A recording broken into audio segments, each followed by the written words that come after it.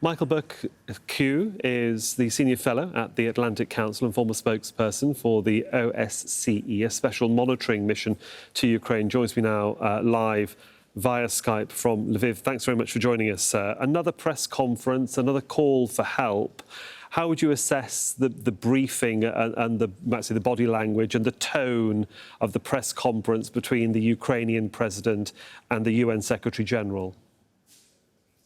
Sure. Well, I can't recall the Secretary General being so upset when the reporter asked the question about what's going to happen immediately, and the head of the UN correctly answered that we can't signal ahead of time of what the plans will be when it comes to evacuations and that sort of thing. But I have to say, I'm a former UN insider. I was a spokesperson for UNICEF, and I think the Secretary General, and I respect him and his office very much, glossed over the ramp up that the UN had here in Ukraine. They were warned at the top levels, including by people like me, that an invasion is about to happen. So what you do is you pre-position people, you pre-position supplies, you get all of those logistics out of the way ahead of time.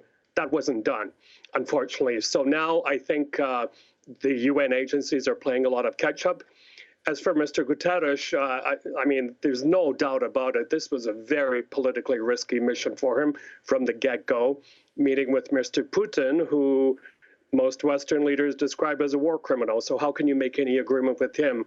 It remains to be seen what will come out of that visit in the coming days, but that airstrike in Kyiv that you just referenced is definitely not a good sign of good faith from the Russian side. I want to play devil's advocate here, Mr. Bociurkiw, because Antonio Guterres, before he took the position as Secretary General, was a highly respected and still is a highly respected Portuguese politician and diplomat, holding the portfolio of foreign minister in his time. He sat here in our studio in Doha several years ago. I interviewed him myself. He has more experience than maybe anybody else sitting in that seat right now.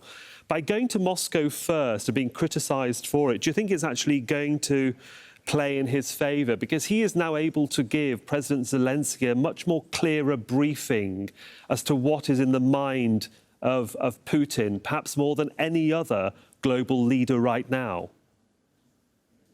Yeah, no, I totally agree with you. He's a very respected diplomat. He works very hard, and you could see in his eyes today that he really felt what he saw in Bucha and other places. Previous to his trip to Kyiv and to Moscow, Peter Maurer, the head of the International Committee of the Red Cross, went as well, arguably the world's top humanitarian diplomat. Things didn't work out very well for him either, and it's not because either of them are not capable or don't have the power of their offices. It's because the Russian side did not follow through on their commitments. It's very, very tricky for any Secretary General to commit to an evacuation on the scale of what might happen in Mariupol, because in most cases like this, the aid workers are not armed, and certainly ICRC personnel are not armed.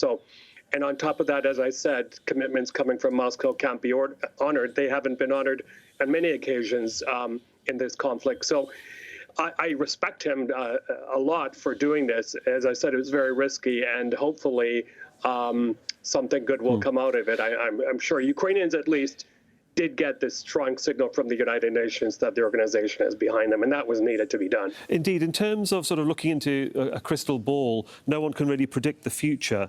But if nothing actually comes of this meeting between the Secretary General and Russia doesn't help or at least facilitate the request by the UN Secretary General to make sure that the evacuation of Mariupol happens quickly and effectively to take those that are injured or are looking to escape. If it doesn't happen, how do you then start a conversation with Moscow after they ignore you? I say we're talking hypothetically here, because one wonders that the line of communication really has completely stopped. Yeah, from the very beginning of this conflict on air, including with Al Jazeera, I've always said that diplomacy has to continue. The worst thing that could happen if the talks stop. But I don't think that is working this time. And that's why I've said many times we are in a very bad place as humanity right now, because we've seen in other conflicts around the world where warring sides have put their arms down for days of tranquility and things like that, but that cannot be honored in this case. One more thing I think that is really, really important in how this conflict will evolve is until the West gives the Ukrainians the full capability, technologically and weapon-wise, to close their skies, including to these long-range guided missiles, no inch of Ukraine can be regarded as safe. In fact, for the past 2 hours here in Lviv, we've been under an air raid siren alert. So after people here have seen what has happened in Kyiv, there's going to be heightened anxiety. It's a very, very complex situation we're in at the moment. Michael Bociurkiw, thanks so much for joining us. Really appreciate your insight. Thanks for joining us from Lviv. My pleasure.